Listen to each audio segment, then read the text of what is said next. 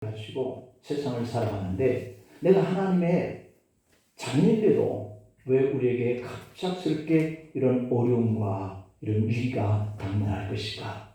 그러나 우리 주님은 그 문제를 해결하고 그 전쟁에서 싸우시는 분이 하나님이시다. 그렇게 말씀해요. 그러면서 우리에게 주의 말씀만 순종해라. 그러면 내가 너희를 형통하게 할게. 이렇게 말씀해요.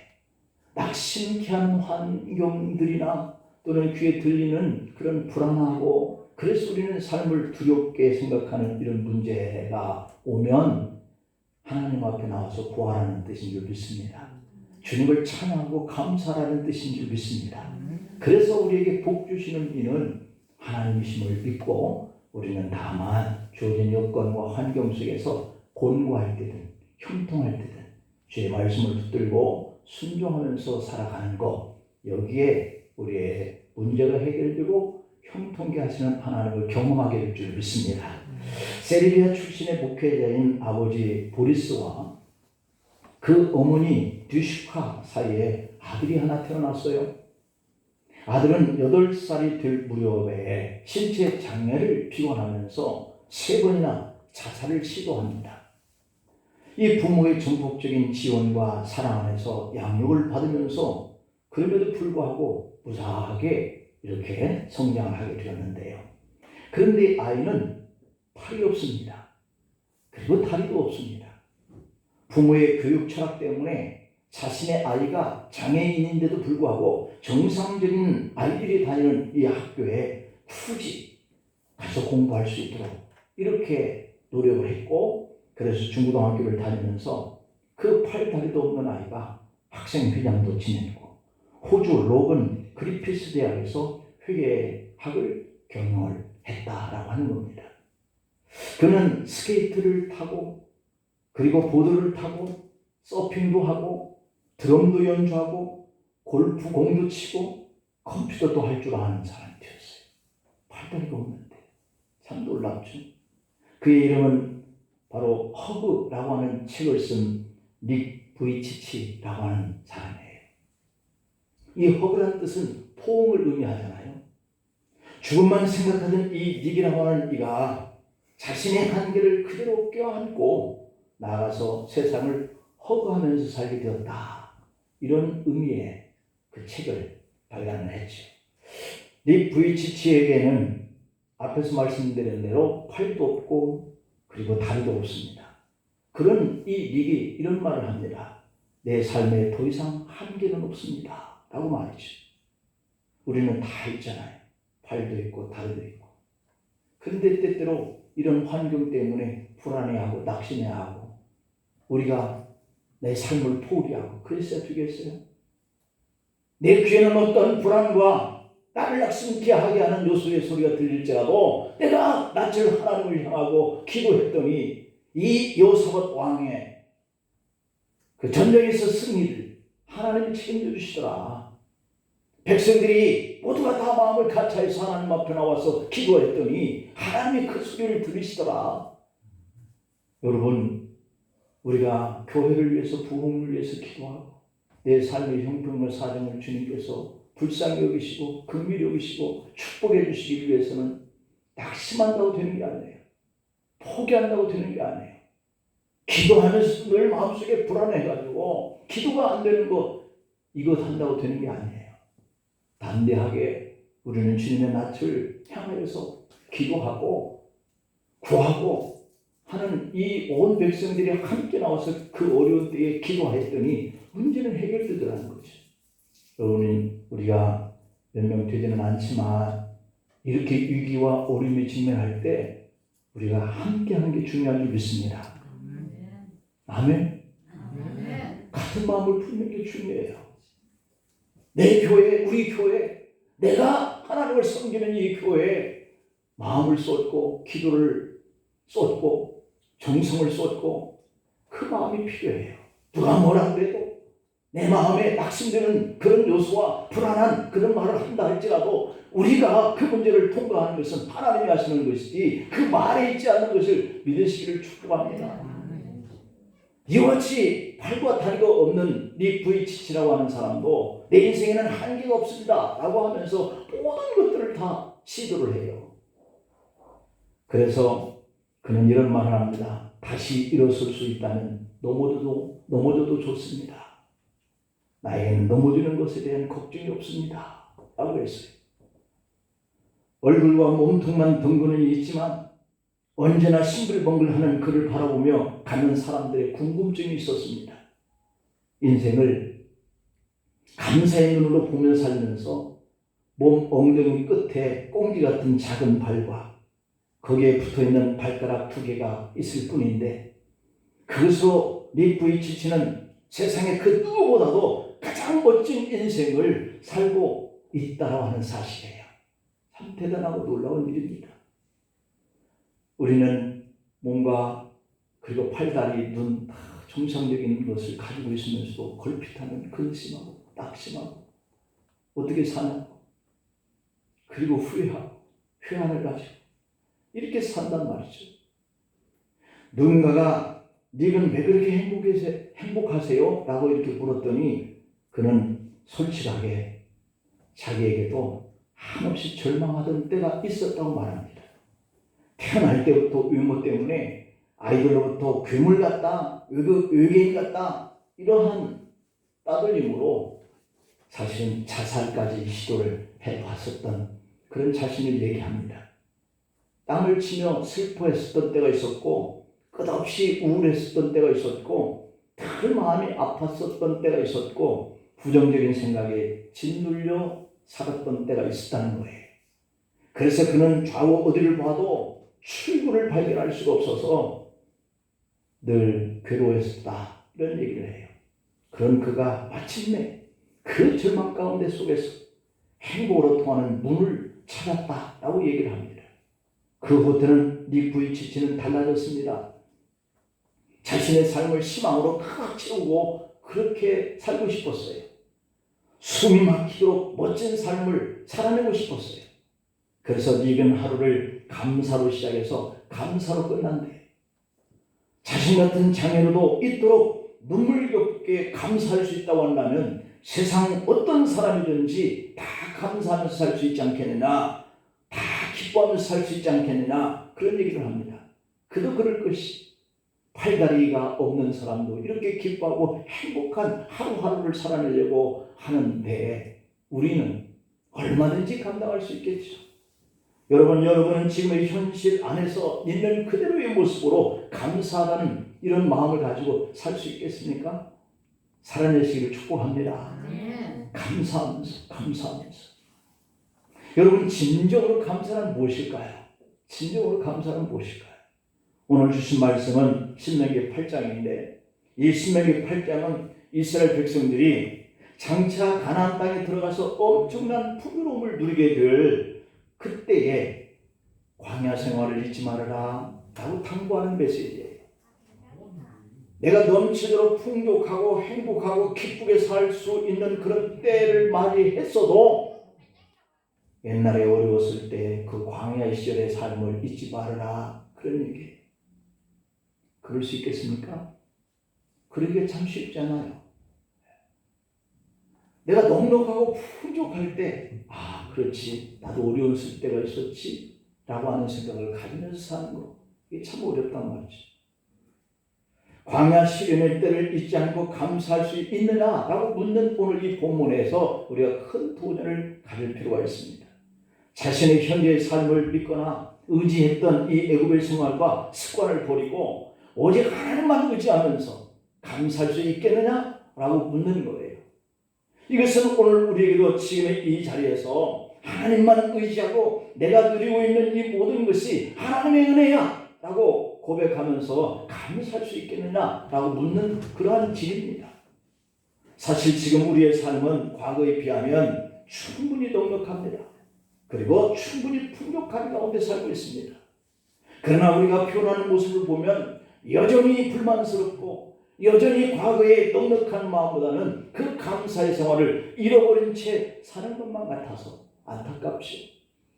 그러므로 잃어버리고 끊어진 하나님 앞에 우리가 감사하는 이 마음을 다시 회복하고 사는 것이 진정한 감사예요. 그렇다면 하나님 앞에 우리가 감사로 살아가는 이 모습은 어떤 모습이어야 할까요? 그 첫째가 하나님의 은혜를 기억하면서 표현하는 삶이라고 하는 거예요. 표현하는 삶. 내가 감사하다고 말을 할 수 있어요. 그러나 그 감사를 내가 어떻게 하나님께 표현하지?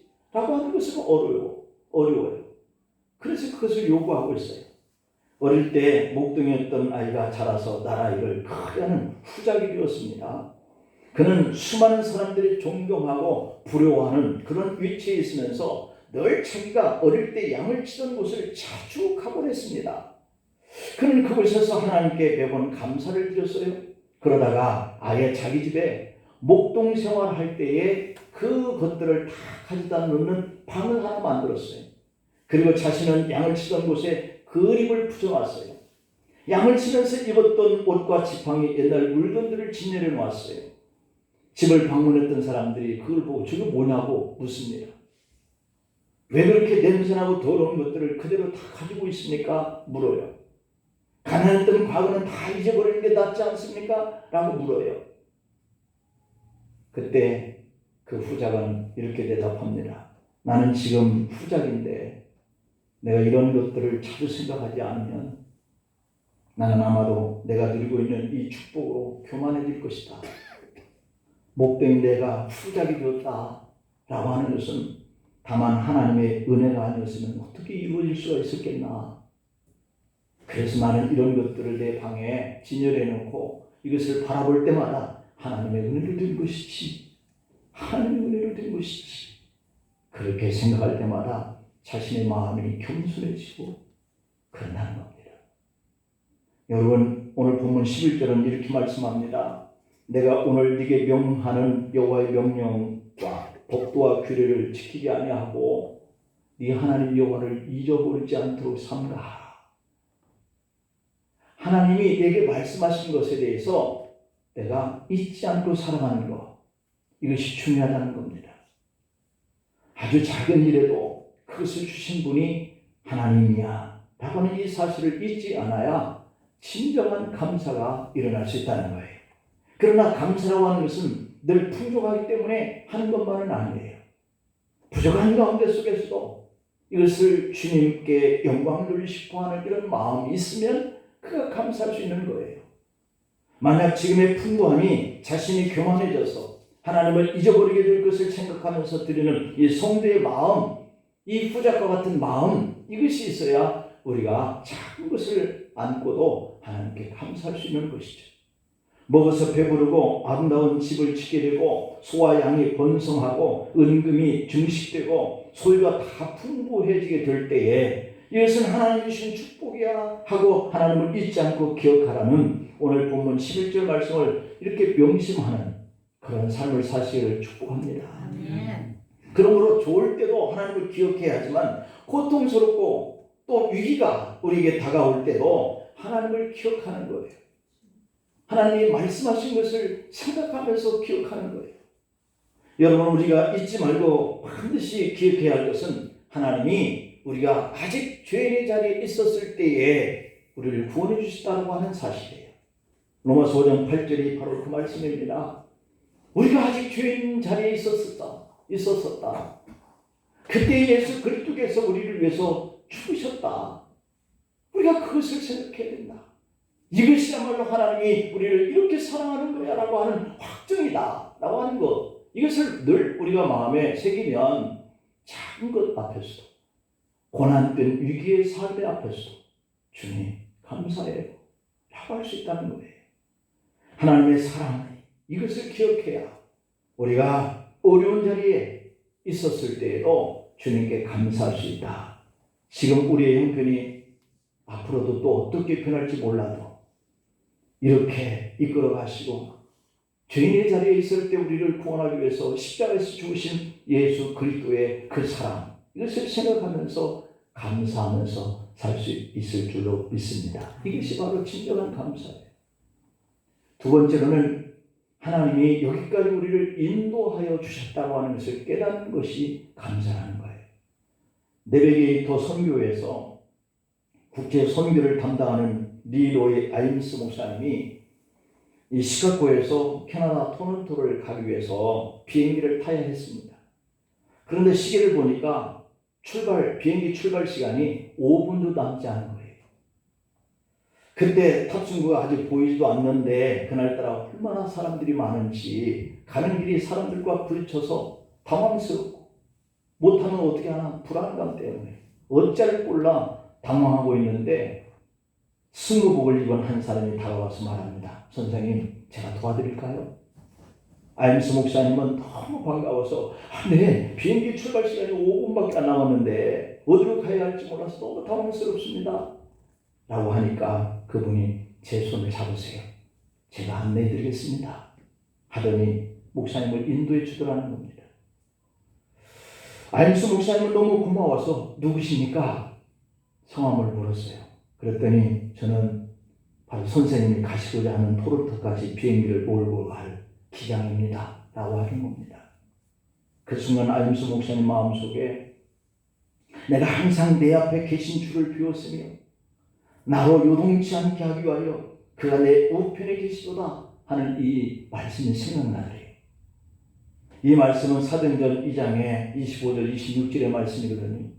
다윗이 그를 가리켜 이르되 내가 항상 내 앞에 계신 주를 비웠으며 내가 항상 내 앞에 계신 주를 비우는 이유가 뭐예요? 나를 요동치 않게 하기 위해서 그가 내 우편에 계시는구나 하는 고백이거든요. 다윗이 그를 가리켜서 말이죠. 너무 기뻐하고 자기의 혀도 즐거워하고 육체도 희망에 거한다 그랬어요. 여러분, 우리 하나님은 여러분 우편에 거하십니다. 즐거워하기 위해서, 기뻐하기 위해서, 희망을 갖게 하기 위해서. 이 주님이 우리와 함께 계신다라고 하는 이 마음이 없으면 이 다가오는 환경과 그 낙심과 불안케 하는 그런 소리들이 우리 귀를 진동할 때 내가 어디에 가서 서겠어요? 이 불안한 마음, 보이지는 그런 환경이 낙심케 할 때는 내가 하나님 앞에 나와서 기도를 해도 불안하더라고요. 낙심이 되더라고요. 그러니 여러분, 제발 우리끼리 하는 이 말 속에서 불안한 마음, 이런 말을 전하지 않으면 좋겠어요. 오히려 기도하라 하는 그런 음성으로 우리가 생각하면 좋겠어요. 그 말을 듣고 나면 안 들은 것만 못하거든요. 기도를 해도 그 말이 떠나지 않아서 불안해요. 낙심이 돼요. 우리 교회 이제 어떡하나? 이 코로나 시대에 성도들이 안 나오는데 어떻게 하나? 불안해. 두려워요. 재정을 어떻게 이끌갈지 불안해합니다. 그러나요, 우리가 작은 대로 합심해서 하나님 앞에 최선을 다하면 되는 거예요. 기도도 최선을 다, 예물 생활도 최선을 다해서 하면 되고, 전도도 최선을 다해서 하면 되고, 한 사람이 목회자가 이렇게 합시다 할 때 이렇게 하면 되는 거예요. 그런데 그렇지 않아요. 그런 불안해, 두려워. 우리 하나님은 우리 옆에 계십니다. 왜? 나로 기뻐하게 하기 위해서, 나로 즐겁게 하기 위해서, 나에게 희망 안에 거하게 하기 위해서. 할렐루야. 역시 시편 55편 22절에도 보면 시인이 이런 고백을 합니다. 내 짐을 여호와께 맡겨라. 할렐루야. 여러분, 무거운 짐이 있습니까? 맡기세요. 여러분, 불안케 하고 낙심케 하는 요소가 있습니까? 주님께 맡기십시다. 그러면 그가 너를 붙든다. 요동하지 않게 하기 위해서. 요동함을 영원히 허락하지 않겠다. 하나님이 말씀하세요. 우리는 힘들고 어려울 때 그 일이 영원하도록 하나님 앞에서 우리의 믿음이 흔들리기까지는 안 되도록 하나님, 제 믿음이 이 환경 때문에, 이 들려지는 소리 때문에 흔들리지 않게 해주세요. 요동치 않게 해주세요 라고 하는 것, 이게 바로 믿음이거든요. 하나님이 우리의 짐을 대신 맡아주신다고 하는 약속을, 이게 바로 말씀의 능력이거든요. 내 곁에 안 계신 것 같지만 하나님은 늘 우리 가까이에서 인도하시고 계신다는 거예요. 또 보고하는 그 짐도 대신 맡아주신다는 거예요. 믿으시기를 축복합니다. 그러므로 지금 여러분의 모습은 하나님의 인도를 받아서 여기까지 오고 계시는 거예요. 그런데 감사하지 않을 수 있어요. 하나님은 우리를 한 걸음씩 한 걸음씩 인도하시는 분인 줄 믿습니다. 찬송가 430장을 보면 주와 같이 길 가는 것이라고 하고 있어요.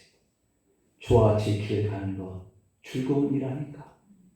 우리 주님 걸어가신 그 발자취를 밟아가는 것 아니겠는가? 어린아이 같은 우리 미련하고 약하나 주의 손에 이끌려 생명길로 가겠네. 꽃이 피는 들판이나 험한 골짜기라도 주가 인도하는 대로 주와 같이 가겠네. 한 걸음 한 걸음 주 예수와 함께 날마다 우리 걸어가리. 할렐루야. 아멘. 여러분, 우리가 믿는 그 하나님의 역사는 에벤에셀의 하나님이세요. 여기까지 인도하시는 하나님이세요. 우리와 함께 동행하시는 하나님이세요. 창세기 5장 24절에 보면 에녹이 하나님과 동행하더니 하나님이 그를 데려가셨다. 그 세상이 보이지 않더라는 거예요.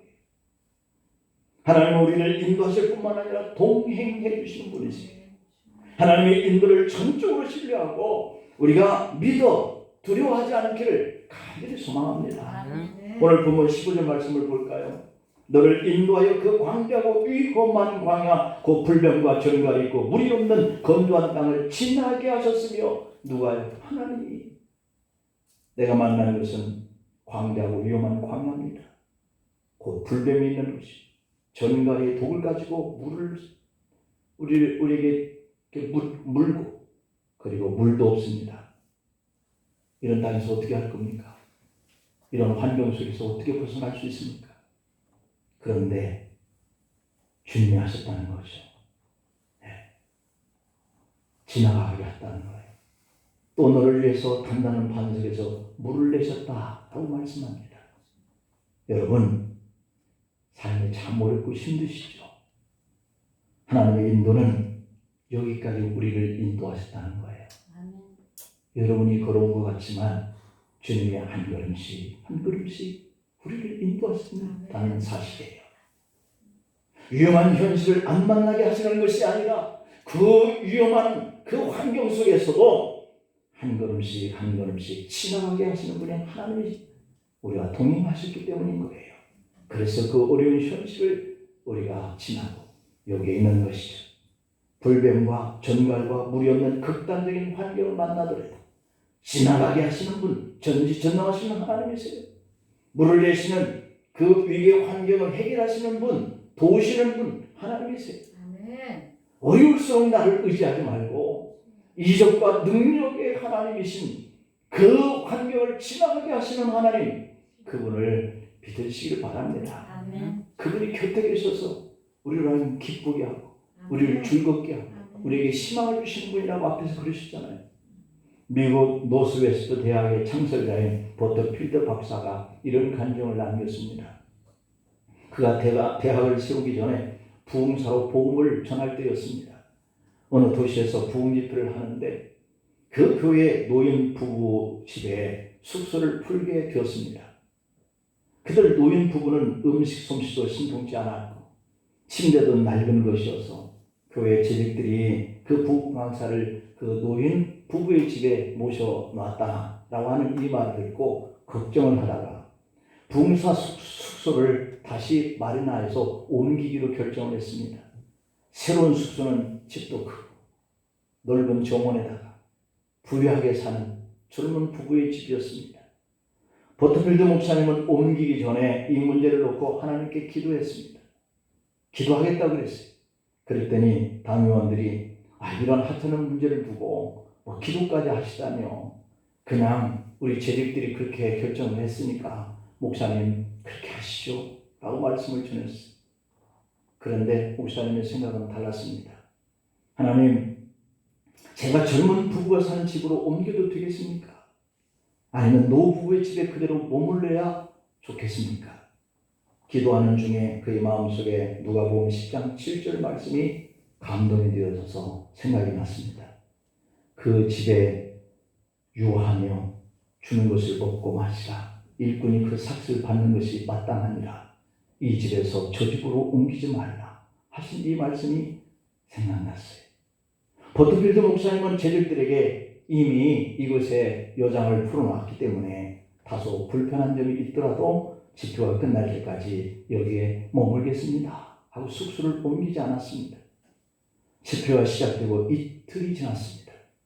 옮기려던 젊은 집사의 집 근처에 집단 장티푸스가 발생하여서 1개월 동안 그 동네를 출입 금지 지역이라고 발표가 되고 말았습니다.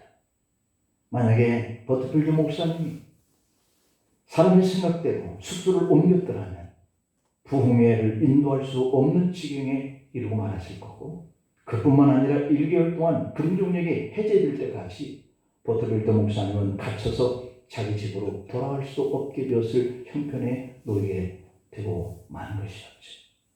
여러분, 우리가 사소한 일에도 그것마저도 하나님이 인도하시는 이런 은혜를 경험하시기를 축복합니다. 그런 경험을 했다면 묻는 기도를 우리가 하면서 살아야 돼요. 우리도 지나간 날들을 돌이켜보면 하나님이 놀랍도록 인도하시고 붙들으시다는 사실을 우리가 기억할 수 있습니다. 내가 하나님의 손을 붙든 것이 아니고 하나님이 나의 손을 붙들고 인도하시는 이런 역사가 우리의 삶을 여기까지 인도하신 것을 믿으시고 앞으로도 더욱더 인도하시는 하나님 앞에 감사하면서 사십시다. 마지막으로 하나님의 능력을 감사하면서 살아야 돼요. 윈즈의 회의로 알려진 역사적인 순간에 로마 교회 앞에서 자기의 뜻을 밝히려고 했던 이 마틴 루터가 서 있던 자리가 있습니다. 그것에 가장 중요한 종교 지도자들이 모여서 독일의 한 수도사가 선포하는 오직 은혜로만 구원받는다라고 하는 이런 교리를 들어야 하는 그 결정적인 순간에 마틴 루터는 목숨을 두려워하지 않고 홀로 있었습니다. 교황과 고위 성직자, 추기경, 황제가 듣는 그 자리 속에서 마틴 루터가 말을 하기 직전에 한 친구가 루터에게 이런 말을 했습니다. 형제, 루터요, 두렵습니까? 라고 말이죠. 그러자 루터는 아닙니다. 내가 가장 두려워하는 것은 교황과 추기경과 황제였다도 더욱더 내 자신의 내 자아입니다. 라고 말했다는 겁니다. 루터가 그 순간 정말 두려워했던 것은 교만해지려고 하는 마틴 루터, 바로 자기 자신의 자아였다라고 하는 거예요. 그래서 하나님은 자신의 자아를 겸손하게 간수할 수 있는 그런 사람들을 들어서 쓰시는 줄 믿습니다. 우리가 무슨 일을 맡으면 금방 교만해져요. 우리가 하나님의 귀한 직책을 가져서도 얼마 동안에 그 직책을 맡기 전에 겸손한 모습은 온데간데 없어질 때가 있어요. 다 그렇다는 것은 아니지만 내게 이 사명을 맡겨주신 것에 대해서 겸손할 수 있는 것은 늘 우리가 하나님 앞에 감사한 것뿐이죠. 모든 것이 하나님이 주셨고 모든 힘이 하나님으로부터 나왔고 그래서 가능했다 라고 하는 이 고백이 바로 우리가 하나님께 감사할 수 있는 신앙이 될 수 있는 거예요. 진정한 감사는 내 능력과 내 힘이 아니었다. 하나님이 능력 주시는 자 안에서 내가 할 수 있게 된 것이다 라고 말이죠. 오늘 본문 17절 18절을 보면 그러나 네가 마음에 이르기를 내 능력과 내 손의 힘으로 내가 이 재물을 얻었다 말할 것이다. 네 하나님 여호와를 기억하라.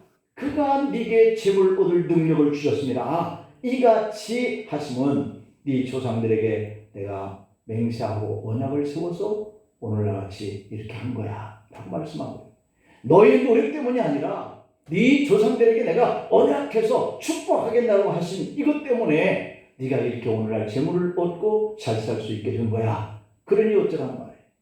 하나님을 생각하면서 감사하면서 살아가는 거지. 하나님의 능력을 주셨기 때문에 라고 하는 이런 믿음이 있어야 한다는 거지.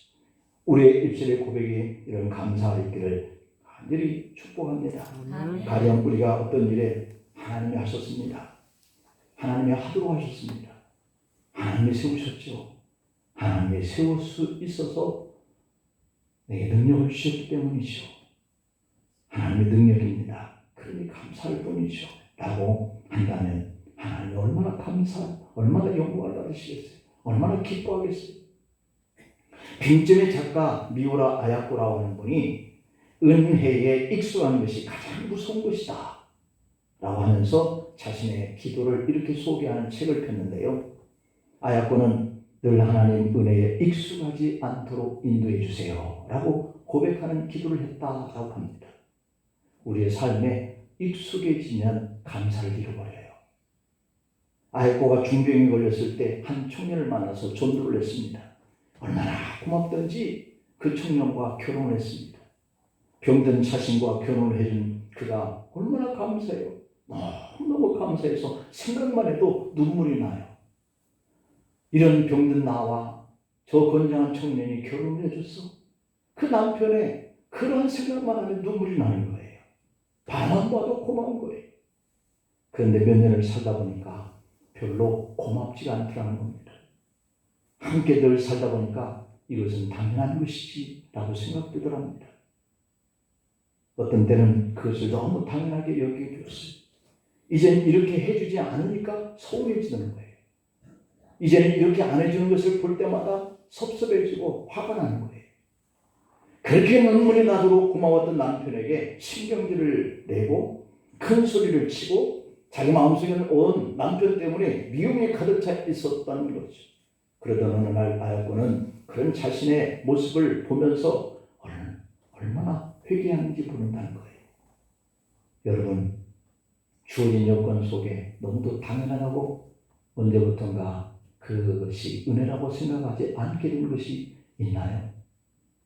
처음의 마음은 고마웠는데 그 마음을 계속해서 간직했더라면 함께 하겠다고 결혼해준 남편을 바라볼 때마다 눈물이 나도록 고마웠던 그 감사를 계속해서 마음속에 간직했더라면 자신이 이렇게까지는 되지 않았을 텐데 생각이 되어서 아야코는 영적 생활에 비추어서 이런 교훈을 남겼습니다.